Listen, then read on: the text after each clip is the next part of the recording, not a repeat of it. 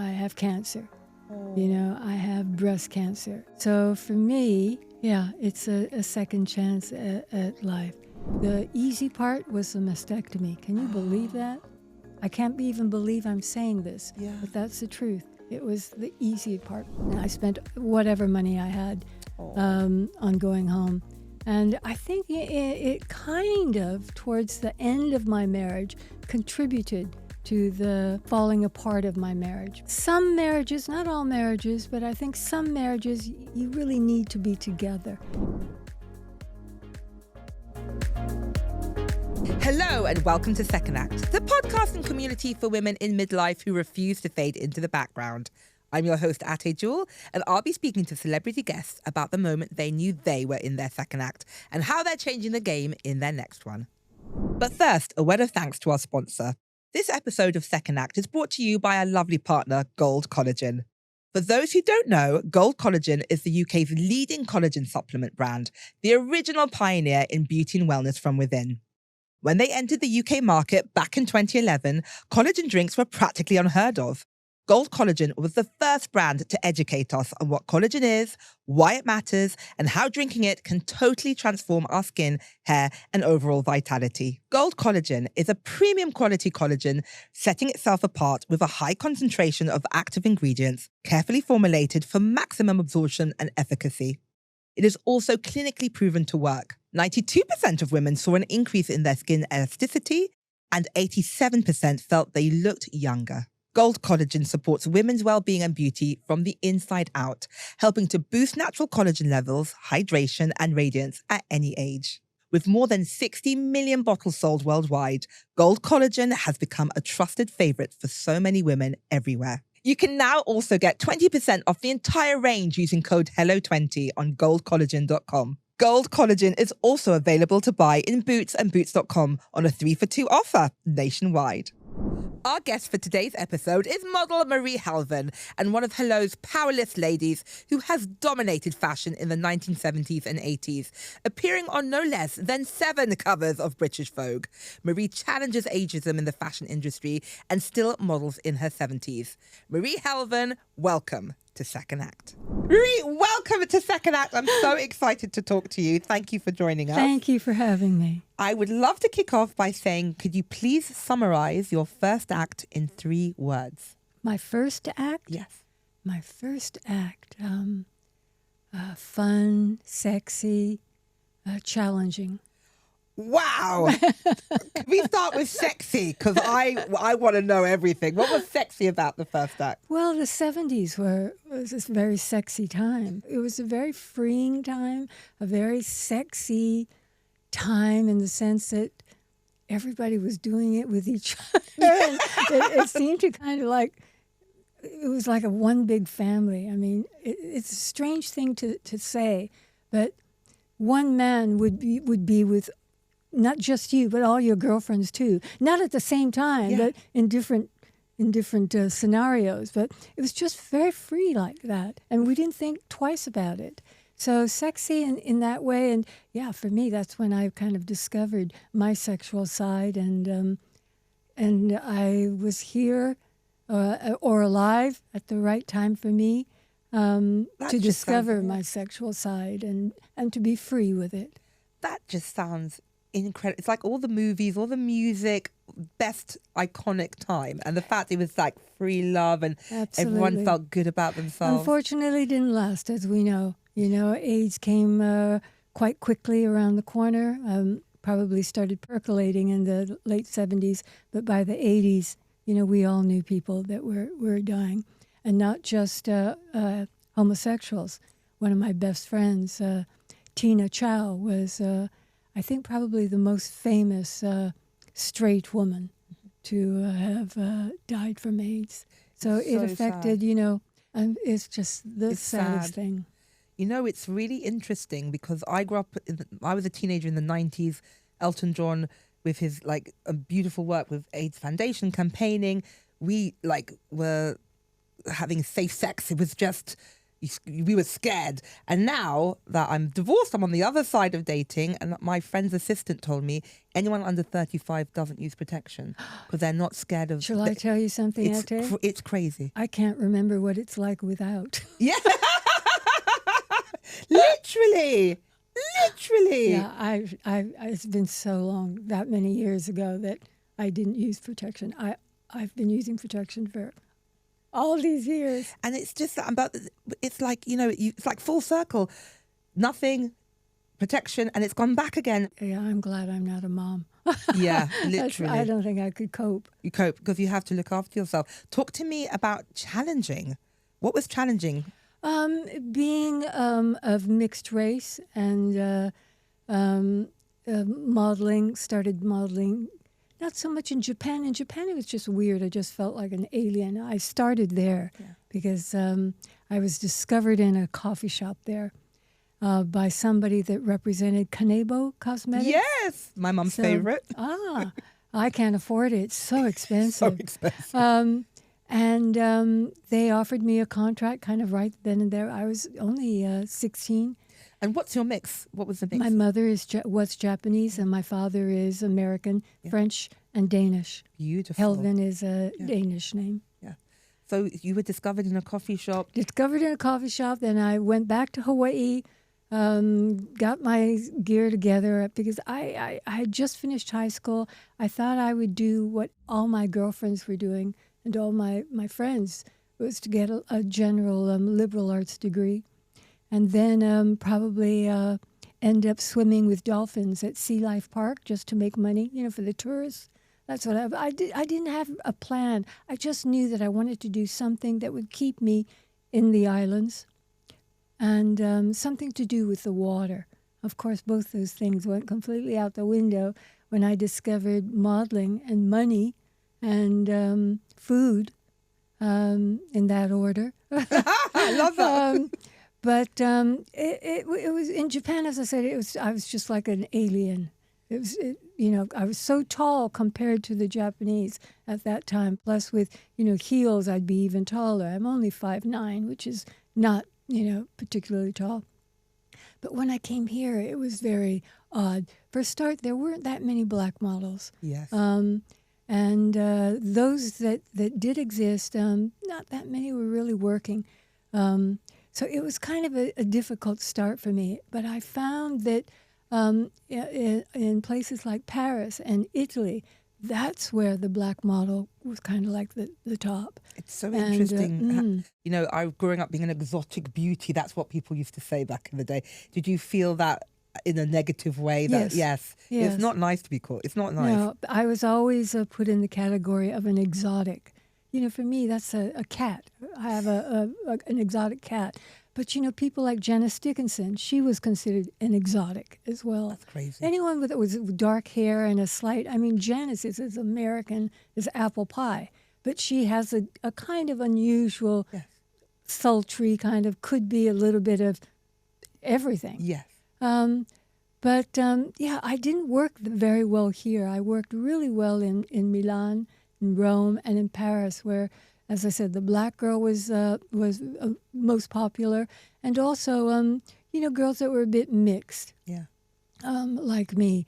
But I persevered, and from here I was invited to go to New York. Unfortunately, I got to New York way too early. It was like, I think 7 years before even the first black girl, Beverly Johnson, got a cover on American Vogue. So I did small jobs, but I still worked with good photographers. So I had a very good book. And in England, I was kind of adopted by Grace Coddington. I don't know if you... Yes, iconic. Yeah. Like queen of Vogue. The queen. Even then, she was a queen, and she was like a big sister to all of us. And the fact that she had been a model previously, she was just so wonderful. Anyway, I became one of her favorite models. And I worked with all her photographers. I was in every other issue of Vogue.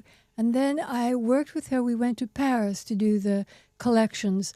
And the editor-in-chief of the magazine asked me if I'd ever worked with Bailey. And of course, I knew who he was, and I said no. She said, well, I've got an idea, and, we'd like you to meet with him. So when I came back to London, because I used to rent a tiny flat from Grace, so we were also friends in that way, too. Though not social friends, but friends in that way. And I went to Vogue to meet him. I remember he was sitting on the floor, and he was flipping through my book, and he said, yeah, I know you. Yeah, you're pretty good, And I was like, ugh. And then, sure enough, like a week later, I did a job with him. It was my first Vogue cover. It was a story on Brazil. And then after that, I just started working with him like weekly. It took maybe about 3 or 4 months before I started seeing him romantically. I was going to say, you very famously had a professional and personal relationship with David Bailey, who's like iconic photographer. Can I just say, he booked you weekly because he probably fancied you. I'll tell you something that's really funny. I think it was my third cover of Vogue that I shot with him. We actually shot it in his bed. Oh. In his bedroom. So I think that kind of gave me the signal that, Wah, wah. Yeah. Uh-huh. Oh, can you just get onto the covers? He's interested. Because prior to that, I was too young. And how old were you when you first met? I think I was 18, 19, something like that. Oh, you were a baby, yeah. But because I didn't really have chance to fool around, so to speak, because from high school I went straight into Japan to do the modeling. I didn't go out with anybody in Japan, Same. I married my first husband, so it was a naivete that you probably had that I had at that same age. But I didn't marry Bailey until much later, I think 1985. But we met, and I think it was 1983, something like that. I'm not good with numbers, so. Yeah. But anyway. Yeah, but you went out with him and you had an iconic pairing. And what was that like? Was that incredible? Was it? Well, it was incredible because I was very much in love. And I was in love with the man, and I was in love with the work that we did together. That was just so exciting and so different from what I'd been doing with, other photographers. And with Bailey, he was always interested in taking his photography further, trying something new. And we used to talk about nude photography, and we would look through books together. And when I was in Japan, the Japanese have, and I presume they still do, have a kind of unusual outlook on nudity. And they see it, maybe it's partly because, their baths, the public baths, everybody takes a bath together. And it's nudity is not seen as something dirty or sexual. Yeah, it's not erotic in that way. Not erotic, exactly. So I had done quite a few nude shots with different photographers, really well-known photographers in Japan that I was very proud of. And I mentioned it to Bailey. So I said, well, I'm happy to do work with you.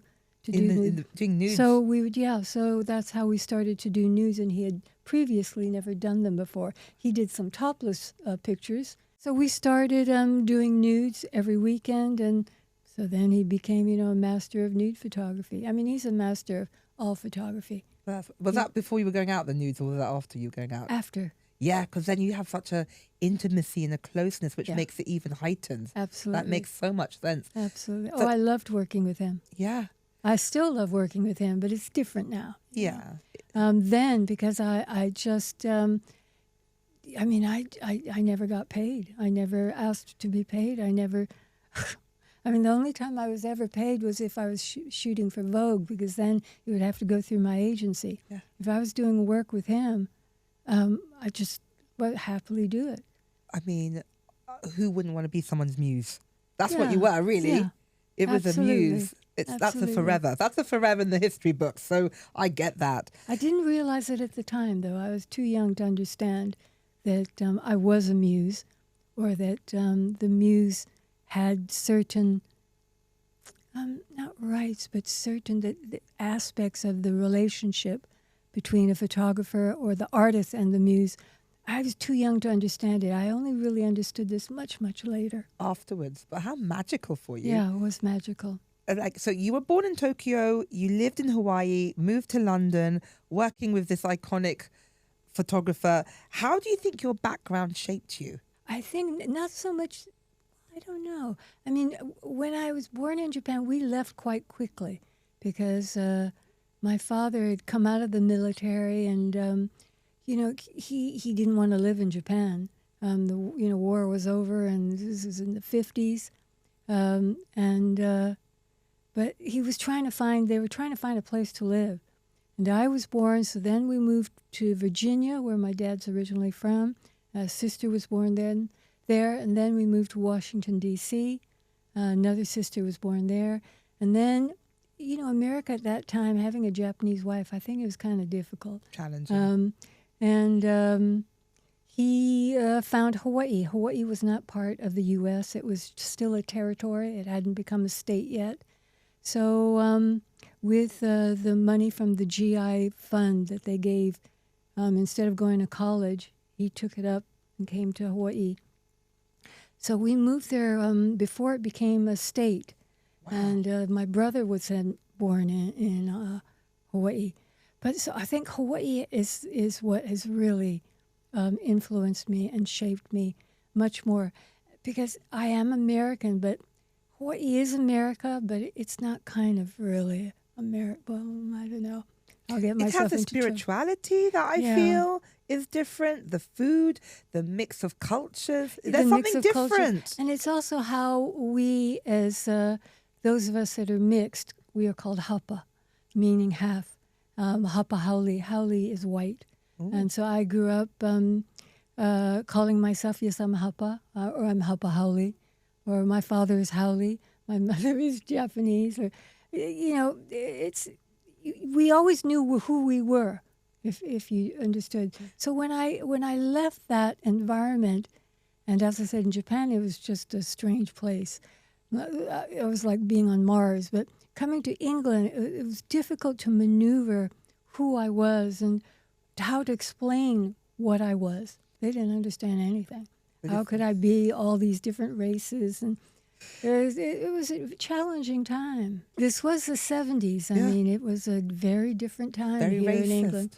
Do you feel it? Did you feel threatened by it? Or I never felt threatened by it, but it was very kind of ominous cloud. I mean, I came to England during the 3-day week. And so... all the lights would go off. And they didn't collect bins as well? Or was it just wild? That much, I don't remember that much, but the thing I remember the most was doing sewing. I used to have this hobby of sewing studs onto my jeans. I do that by candlelight. Every Tuesday, was it Tuesday, Wednesday, and Thursday? I can't remember, but it was 3 days a week. Because the lights were off? Yeah. That's wild. The models used to stay in my flat. Pat Cleveland, when she would come into town. I think she's probably the most famous of all the girls because I had a big flat.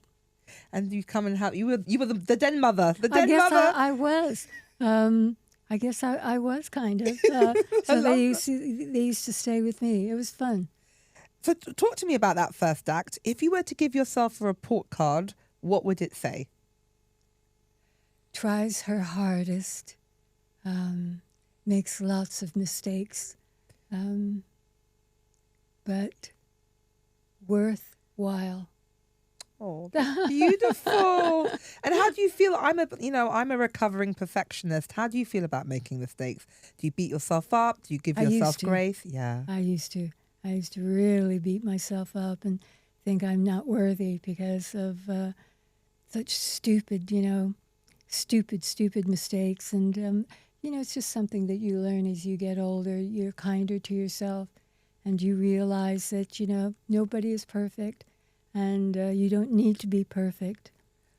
What are some of the mistakes that you made? And they seem so big at the time, and then you get older and you realize they're not that I made a mistake not doing billing for jobs. That's number one mistake. Money's always the worst. I get the most upset about money, not boys, money. I did, so I didn't... get the money that I should have gotten. That was my own fault. That was my own stupidity. I was just caught up in the romance and the artistry of what we were shooting and what we were doing, and I forgot about the reality I'm like you. of I'm life. a romantic. My friend, one of my best friends, she's like, I don't care as long as I can build them, and I'm like, I don't care as long as it's beautiful. We literally, she's like, wake up. So you were dreamy like that I too. was very much a dreamy kind of. You were dreamy like me. Yeah, I don't care about the spent money. what little money I had on, presents for my brothers and sisters and flights back home, back and forth, and finding, the cheapest way to fly from London to Russia to Alaska. Yeah, that was the way to go. But from London, Brussels, Moscow, Anchorage, California, Honolulu. It was, yeah. You wanted to be home. You're a homebody. Oh, yeah. Did you miss your family? I miss my family. I miss the beach. I miss the weather. I missed everything. Everything about Hawaii I missed. So you were running home all the time? Constant. I spent whatever money I had on going home.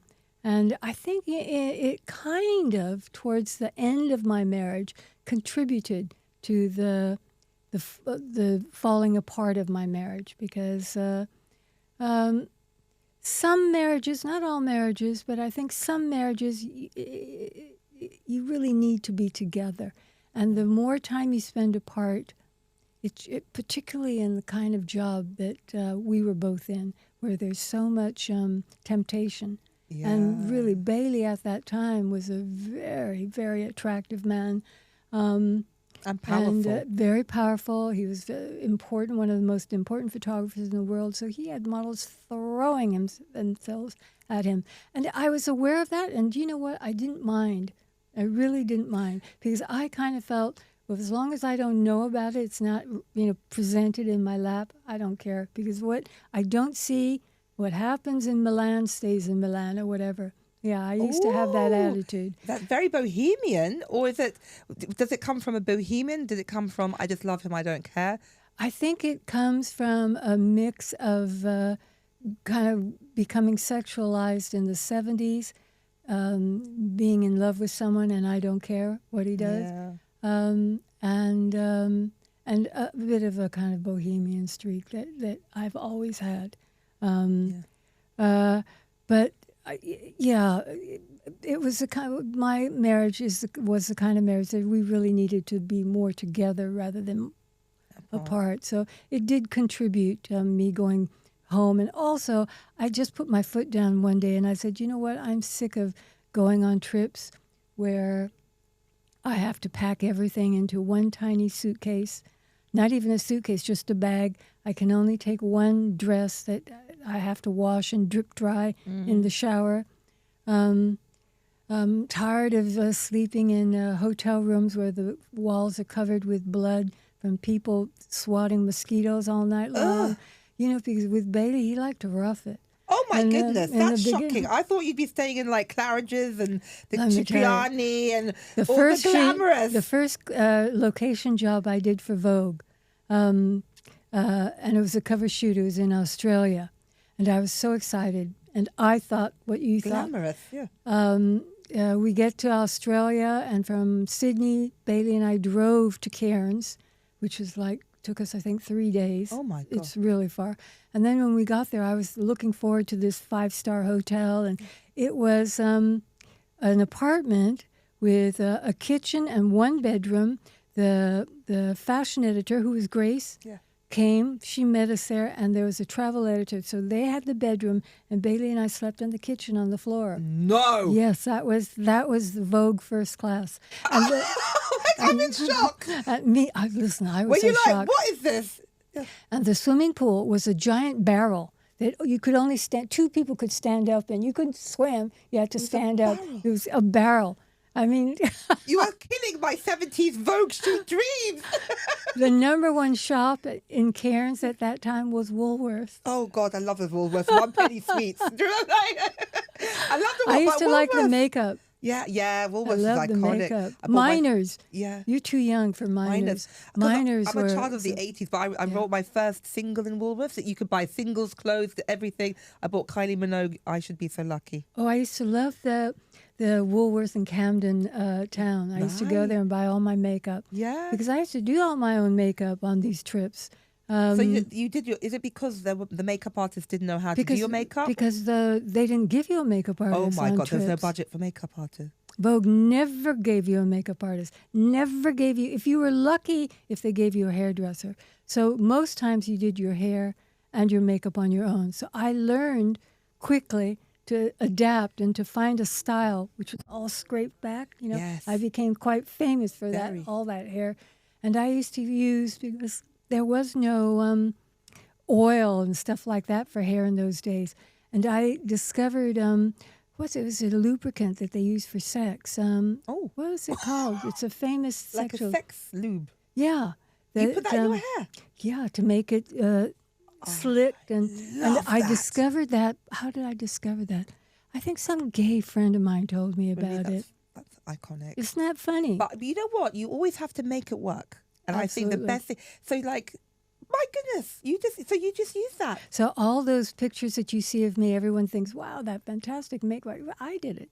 Thank you very much. When I look at those photos, I'm just going to think sex lube. Babe. And not only did I I'm going to think sex lube. I used my own makeup, did my own makeup, did my own hair. What did you do for foundation? Because that must have been challenging. Did you mix colors? I know so many black makeup artists have become that you have to become a makeup artist and make it work Yeah. somehow. Did you find that quite I challenging with didn't colors? find so much with colors because if I got too tanned, I just didn't wear any. Yeah.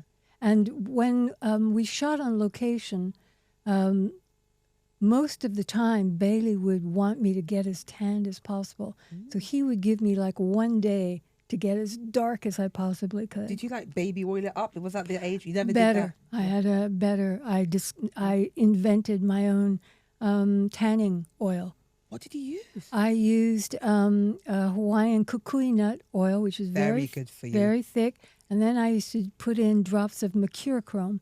Iodine, red iodine, so it would tint my skin. You are blowing my mind. You are a beauty founder genius. I don't know about If that. you bottle this stuff, you know what I mean? Like, that's incredible. Yeah, so my skin would go very ready brown very quickly, like within a day, because it was tinted.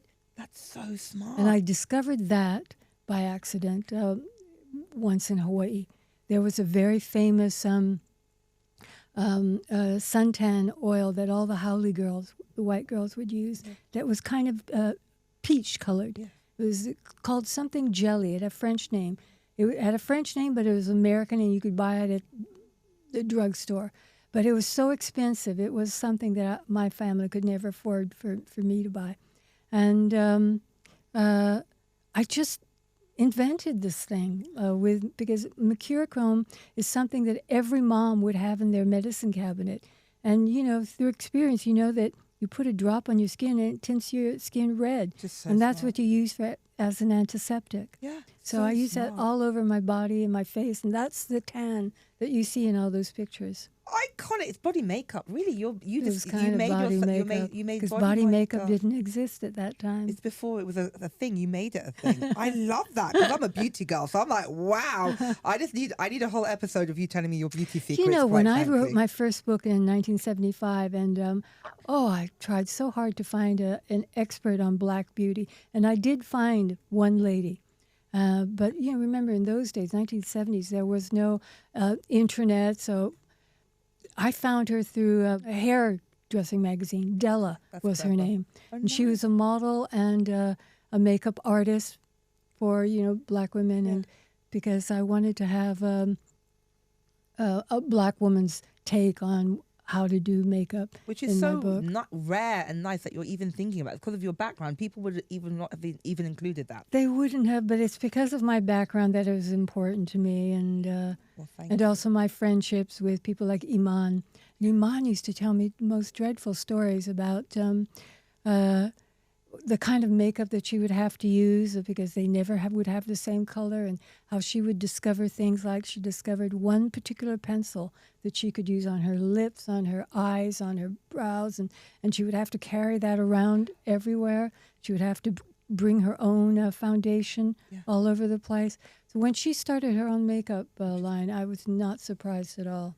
Which is beautiful, and she's just so iconic. Oh, but the nonsense both of you had to put up with sounds ridiculous. Talk to me about the term second act. What does that mean to you? a second chance at life. Ooh. And I say that because I have cancer. Oh. You know, I have breast cancer, and thank you. My love to you. And so for me, yeah, it's a second chance at life. I'm on my nearly 3 years of my treatment. I have 2 more years to go. At the end of 5 years, if I have 5 mammograms that are clear, they will say I'm in remission. But until that time, I'm in recovery and I'm in treatment. And the treatment is really difficult. Are you having...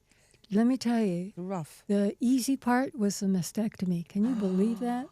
I can't even believe I'm saying this, but that's the truth. It was the easy part because once you know that it's going to happen, you deal with it, it's done, it's done. Yeah. And surprisingly, very little pain. Yeah. I was amazed. I was not far from here at Guy's Hospital. Amazing. And they were just amazing, incredible team. But it's from, the recovery from then on has been challenging. The drugs that I have to take, the drugs that I'm lucky, don't get me wrong, I'm so blessed. I did not have chemo, but the drugs that I'm on are challenging. The drugs that I'm on take away every last bit of what little estrogen I have at 73 years old that I need in my body. Yeah. I need it for my hair. I need it for my skin. I need it for my head. I need it for my heart. I need it in my body.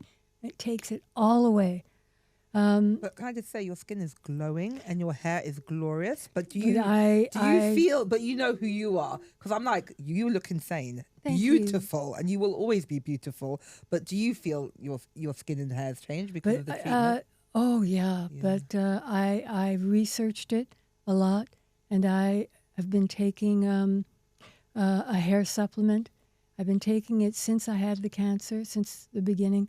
So I've been on it now nearly 3 years. This is all my hair. That looks like extensions. There's no extensions. That's really good. So that's what I did for my hair. Yeah. I mean, my hair's too long. I'm going to cut it soon. Yeah. And for my skin, because the tamoxifen, which is the drug that I'm on, leaches all that good estrogen from your skin. I take every known supplement known to man. I take collagen. I do an LED mask every morning in bed. I love an LED mask. I use retinol. I you name it, I take it. I take skin supplements, and look at my skin. My skin Beautiful. Looks better to me than even when I was a young kid. Yes, you just look glorious. Well, I do Botox. Yeah, me too. I love a bit of Botox. It makes a difference. You know, I discovered something really interesting. Yeah. I did Botox in January. I usually do it twice a year. I did it in January, and then it came to like the summertime in August when I would have it again. Mm. And I thought, you know what, I don't think I need it. I'm not going to even bother. So let me see how long it will last. You know, I didn't do it again until last week. Yeah. So I don't know why, but sometimes it depends, I suppose, on the practitioner, or I don't know what it is, but sometimes it lasts. How you're sleeping, your life. Sometimes it lasts longer. I think it's true, and you can look in the mirror and you're like, I'm okay. I've stretched out a few months. Because I only get there, and a bit there, and a little bit there, and then that's it. But you can see I can move my face, so I don't do that much, and I only started the Botox when I turned 60. So I'm still a newcomer to it. Yeah, I mean, do anything, as long as it's within power and you're informed and you go to a good practitioner, do anything you want, I think. I mean, I'd do more if I had the money. No, I'm kidding.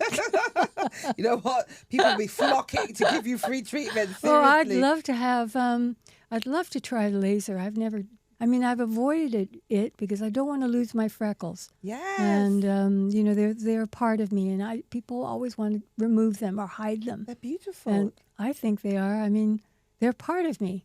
But I've always been curious about, laser treatment. Having said that, I'll tell you what's very odd about me. I hate facials. I've had maybe 5 in my entire life. And each time I had one, I was just like, couldn't wait to get away and out the door. That's so, I have a very good friend who doesn't like facials or massage either. And I think it's a control thing. I think it's about control because you do have to kind of surrender to someone else's energy. Is very interesting. And if you don't want to do that, and if you're the kind of person who's like, that's what I think. I'm going to think about that. That's very interesting. It's control. Massages, I used to love getting body massages. Since I've had the mastectomy, I can't have a body massage because I can't lie on my stomach. I only discovered this last summer. I went to Mallorca, and I was so excited to lie out in the sun. The implant, it's hard. Oh. I mean, it's because there's nothing there. They removed everything. Yeah. So they just left me with my skin and my nipple. Oh. Everything else is gone. Yeah. So what's there in its place is an implant. Yeah. But it's not, I mean, if I squeeze it, it feels soft. But when I lie in my front, it's like I'm lying on a ball. Can I make a suggestion? Pregnancy pillow. Oh. So you know how... in the sun, isn't that kind of hot? Sun, well, I mean, for the massage, if you want to have a body massage, ask them for a pregnancy pillow and it will support your boobs and it will support you because I've got big boobs and I always... Oh, I didn't know that. You can ask for a pregnancy pillow or you can put a pillow under each armpit and across your head and it will take the weight off it. I used to love getting body massage, and I haven't done it because I thought, I can't lie on my front. The facial thing, I do think it's a control. That is very interesting because even when I'm modeling these days, I don't like people doing my makeup. It's your space. Yeah. Don't get in my face. Get in my space. I have maybe 2 makeup artists that I will allow them to do my face. But I won't let anybody else touch me. Are you very energetically sensitive? I think I am sensitive to energy. Yes.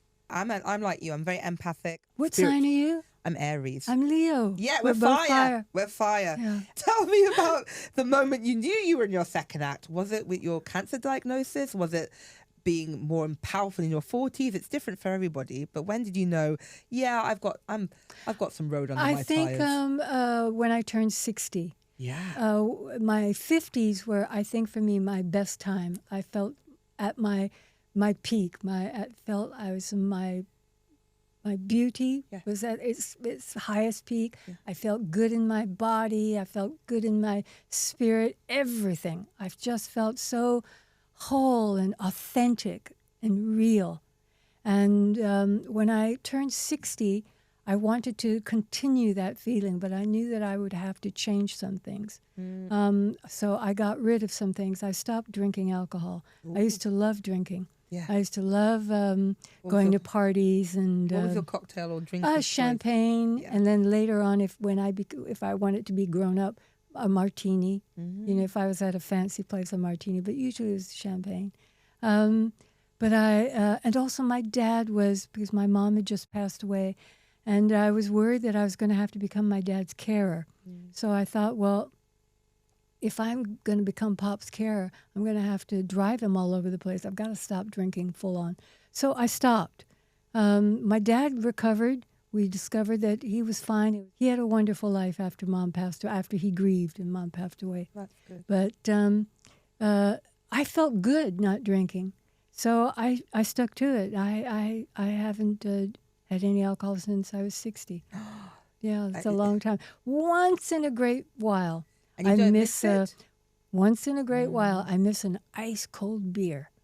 Oh, yeah. Is that the Hawaii girl in you coming out? That's you on a beach, I feel. Mm-hmm. Yeah, it's probably the memory of it rather than the taste of it. I mean, if there was a taste, I could try what do you call it? Alcohol-free? Yeah, I've never gone that. Have a try. Some people say they're very good. I don't know. I mean, it's bothered. Just I'm not bothered. I like it. And I think for me, that was the beginning of my second act. Taking charge, taking control, doing something for me and my body. Yeah. And you felt better because of it? And I felt better. I thought I looked better. It's strange with me. It seems like in each time in my life, important time, I give up something. I gave up red meat 50 years ago. Wow. I gave up smoking when I turned 40. Gave up alcohol at 60. At 70, I haven't given. There's nothing left to give up. I'm not going to give up my Mars bars. Oh, do you like a Mars I bar? like any kind of chocolate. I'm a But I chocoholic. like children's chocolate. What's your favorite top 5 chocolates? Oh, boy. Kit Kat, Yes. Mars bar, Yes. Club. I love a club. I love a Club Mint. Yes. Oh, my God. I buy them at Poundland. Yes. Can you imagine people like, is that the iconic supermodel Marie Helvin buying clubs in Poundland? You must give people a shock. And I love licorice. I have a real, I like Scandinavian licorice because my dad used to give it to us. It was part of his childhood. Okay, you were talking about giving up lots of things in each decade, it feels like. I think in the 70s you should give up caring what anyone thinks. You should always be like, I just don't care. But talk to me, what are you doing differently in your second act compared to your first act? How are you different? And what are you doing differently? I don't know if it's a good thing or if it's a bad thing, but I'm less free. I feel I put more rules on myself. But when you're going through cancer and you're going through treatment, you have to have rules. You have to have a system. You can't be free like you were at one time. Is it just boundaries or routine? Because that can be freeing. Routine is, I fight it. I think you and I are very similar. And I fight routine, but my friend went, routine gives you freedom. Yes. Is this true? Yes. Okay. Absolutely. And with cancer, you need routine. You have to have it. It's something I fought for my entire life because it's not me. I mean, I grew up like a hippie. You need it. And it's held me in good stead because I've embraced it for what it is because I know it's good for me and it's helping my recovery. What does the routine look like for you? There are things that I avoid, and there's things that I do as a matter of, like breathing. It's like second nature.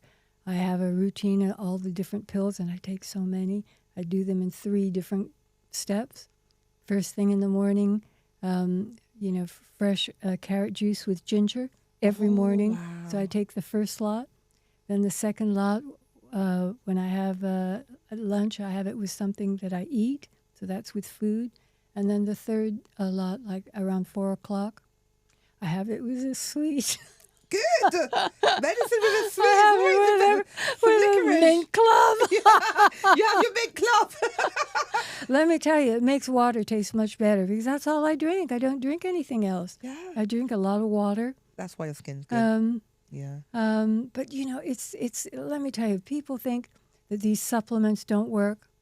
They do work, and I'm the proof of that.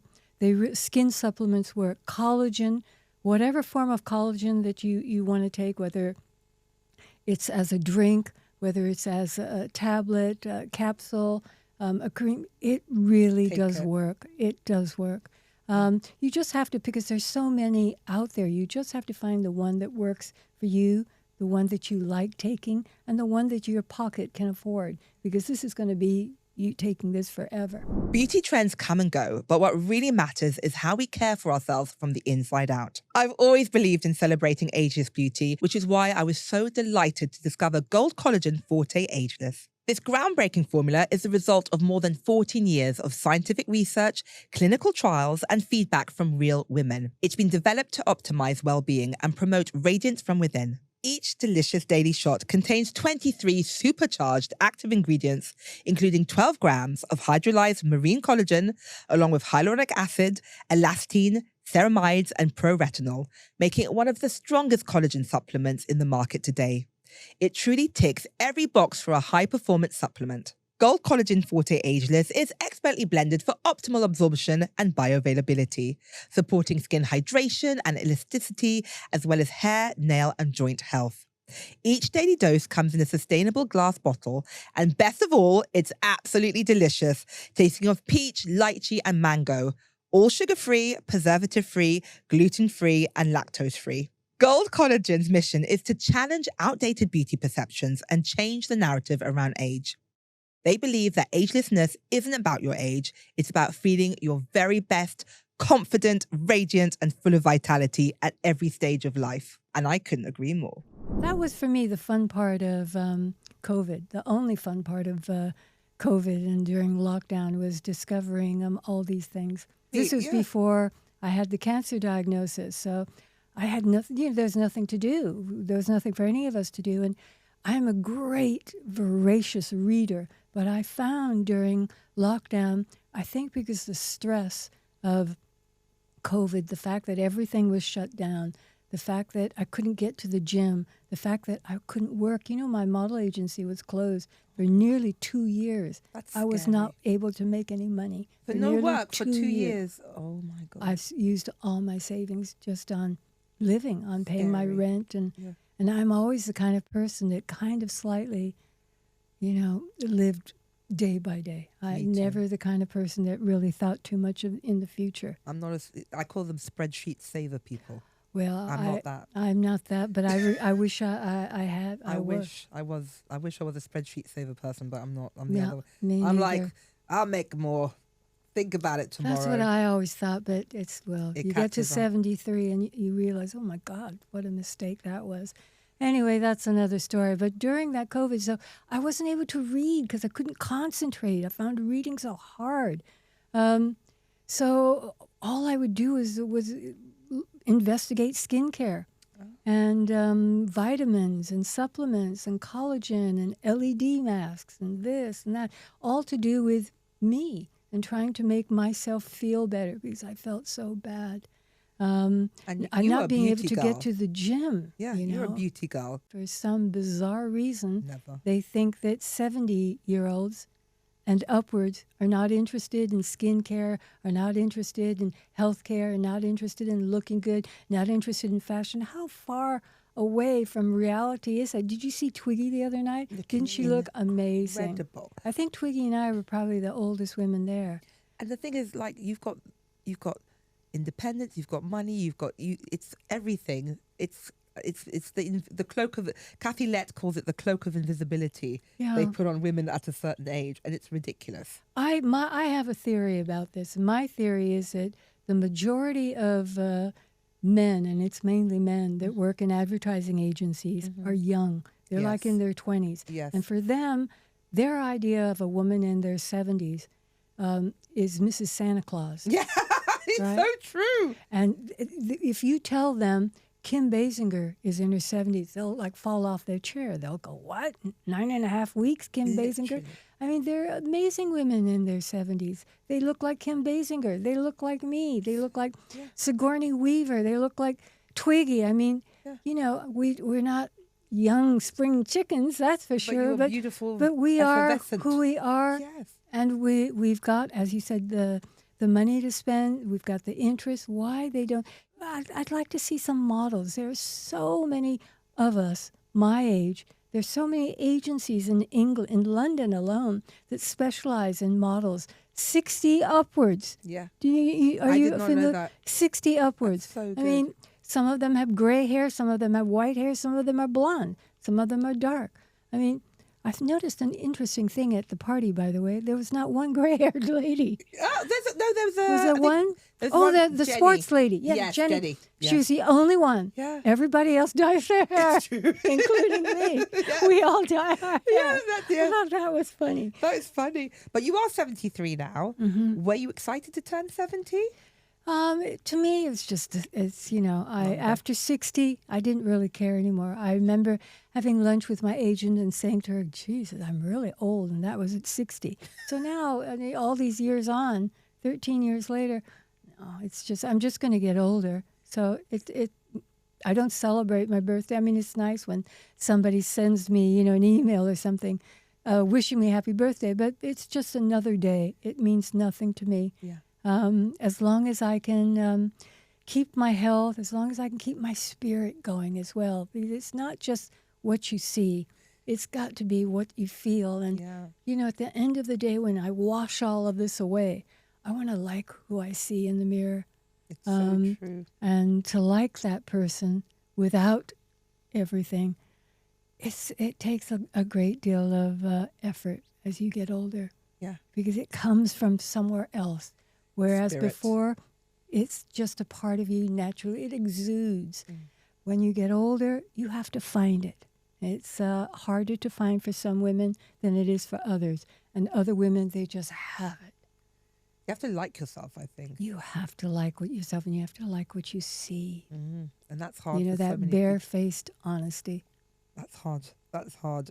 Talk to me about what it meant for you to do a lingerie campaign in your 70s. You know, I'll tell you something. This is going to sound very big-headed, but it was not a big deal to me. Because you're fabulous. because I'm a model. Yeah. I get asked to do weird things. I mean, when I was 60, I did a lingerie campaign. For me, it's just another modeling job. So it was not daunting. What was daunting was the fact that I had had the mastectomy. They didn't know that I had had it, and they had to wait for me to feel comfortable in my skin. And, you know, you're left with scars, and you can't, physically, you're not able to move. So they had to wait almost a year before I could, because I wasn't able to move my right arm for maybe about 3 months. You know, I had to work on it with special exercises and stuff because they removed a lot of lymph gland.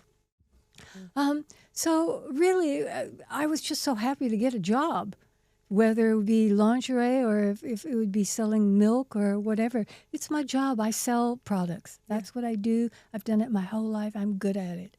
So I knew that I would be good at this. Did I go on a diet? Yeah. Did I hit the gym? Yeah. Did I do all those things that would help me look my absolute best? You better believe it. Professional. What does your gym workout look like? Well, you know, there are two different. There's the life before the cancer and life now. My gym workout now focuses on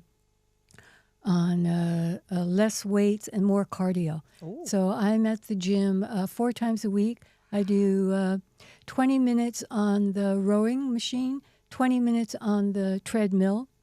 That's it. And then 3 times a week. So I exercise every single day, basically. Then 3 times a week, I work on the weights. I'm not able to use heavy weights anymore. I have the strength, but I'm not allowed to. I don't want to do anything to aggravate. pull on that one side. You know, once they remove lymph, it makes your right arm, I mean, you're not allowed to have blood tests in your right arm. You're not allowed to, they say you have to be really careful, even if you have a tiny cut. Yes. You don't want to get an infection. Yes. So my weights have really, really lessened. So I do 4 different sets of upper exercises with my body, with my weights. Yeah. And then I do 130 without fail. What do you call them? Crunches. I have a special chair. You do that crunches every day? 4 times a week. 4 times a week. 130. You're making me want to do 4 times a week. But you know, I you like feel it. The health benefits. I like the endorphin high I get Yes. out of it. Remember, I'm not a drinker. I don't do drugs. I don't drink. So any kind of high, I'm there. Clean high. Yeah, it's a clean high. Hey, that's a new word. Clean high. Clean high. So that endorphin really kicks in for me because I'm, you know, an somebody that used to smoke a lot of dope. Yeah. And drink. Yeah. So this somehow my brain is like, yes, You like they like it. So I look forward to it. It's never a chore. If it's a chore, if I feel a little bit under I just won't go. Okay. But it's never happened. Oh my God, if you're doing it, I have to get it together. To be honest with you, Ateh, I'm very tiny at the moment. Yeah. I lost a lot of weight with the change of medication, with the drugs that I'm using. And I'll gain it all back. I'm looking forward to Christmas. But you look strong. You look well. Thank you. So I'm so I feel happy. strong. Yeah. And I think exercise is really good mentally, isn't it? It's the best mentally. It makes you realize, okay, my body's strong, I am strong, I can do this. And it's like, it and helps you know, each I'm other. lucky where I live, there's a gym. Yeah. So there's no excuse for me. And also I live alone, so there's no excuse, you know, that I need to do something for somebody else. I'm doing this for me, and I'm doing it for my health, and I'm doing it for just to feel better, to feel good. It's the right thing. It's the right, you can see how it's benefiting you in so many different ways. Talk to me about being single. What is it like being single in your second act? Is this the first time you've been single in your life? Yeah, definitely. I mean, I used to get invited all the time by friends to dinner parties to introduce me. That's how I met a lot of, in fact, that's how I met all of them, because I'm not somebody that uses the internet for anything other than Gmail or Google. I don't do Instagram, any of that stuff. So the idea of going on the internet and matching with somebody is just so alien to me. I would never, ever, ever do it. Never. And So you've been all the great loves of your life. Who am I going to intros? meet? All of them. So how am I going to meet anybody? I mean, unless I meet them at a party. But again, it's like a private party. People don't really give private parties anymore. Not people my age. Yeah. They just don't do it. And the people they want to introduce you to are already set up. Yeah. My annoying. age. Yeah. All the guys my age, I mean, I'm too old for them anyway. You know, I think it's literally. You should go younger, though. Would you go? Well, I've gone younger only because otherwise I'd have nobody else to go out with. And I like younger. I have no problem with that. I mean, to be perfectly honest, I would prefer to go out with someone my own age, just because the experience and what we can share. And you have things to talk about. But they don't like me. I'm too old for them. It's so gross, but I know exactly what you're saying. It's just so weird. Talk to me about your approach to friendships. How have they changed in your younger days? Like with Jerry Hall and all your famous friends, now that you're in your second act, is it different to having your first act? Or is it? Yes, I need them less. When I was younger, I needed them for not just moral support, for the friendship, for the moral support, for what's the right word? Reassurance. Yeah. I'm such an independent person, and as I get older and as I've grown older, I've become more and more independent, sometimes to my detriment, but I don't actually really need to have friends around me. I mean, I love to have my friends around, but I don't need them. And there was a time when I needed them, and I don't feel like that now. And certainly I think during COVID, it changed the whole structure of friendships for me. Because in the beginning, you were constantly in touch with each other.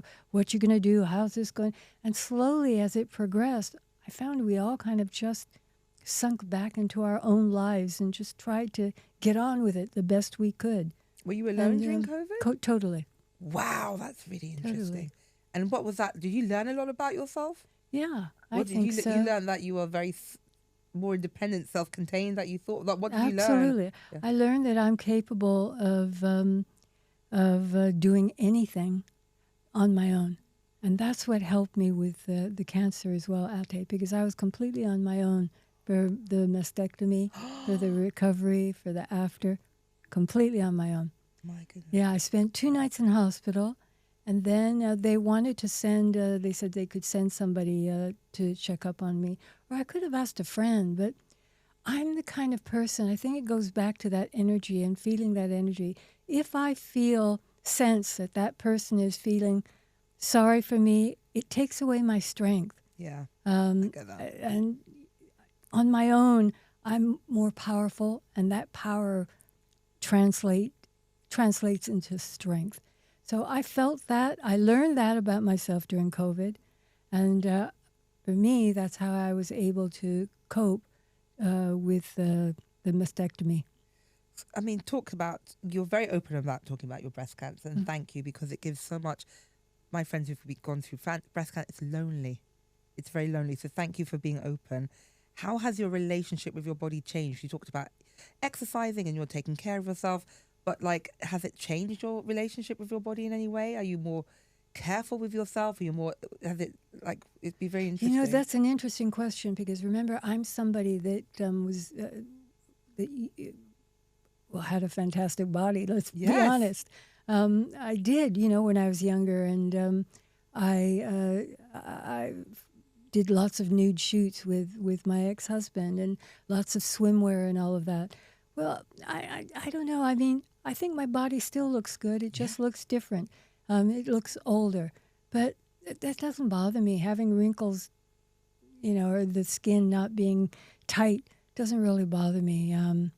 It doesn't bother me. I mean, about a year ago, I was in the position where I met somebody in France. And I thought to myself, I like this guy. I wonder, I mean, would it be worth it to see if this could, go anywhere? And I don't mean in a relationship, because I'm not looking for a relationship. Just hot sex, Marie. Yeah. And it did happen. And I'm glad I chose him. I chose well, because I was still sensitive about my breast. I mean, I'll always be sensitive about it. It doesn't feel bad or anything, and it doesn't feel sensitive, but I'm just sensitive that it's there because I'm aware of it. And did he make you feel wonderful and seen and whole, and he was the right... Yeah. I've never seen him since, and not heard from him since, and I don't think I will again. It's okay. And sometimes these people come as a gift. I'm so grateful that he came, because he made me treasure my body again. That was the reason. Yeah. So thank you. Thank you for your service. Thank you, Frenchman. Yeah, thank you, Frenchman. Merci beaucoup. Talk to me. What has been your biggest learning since starting your second act? Not to be afraid.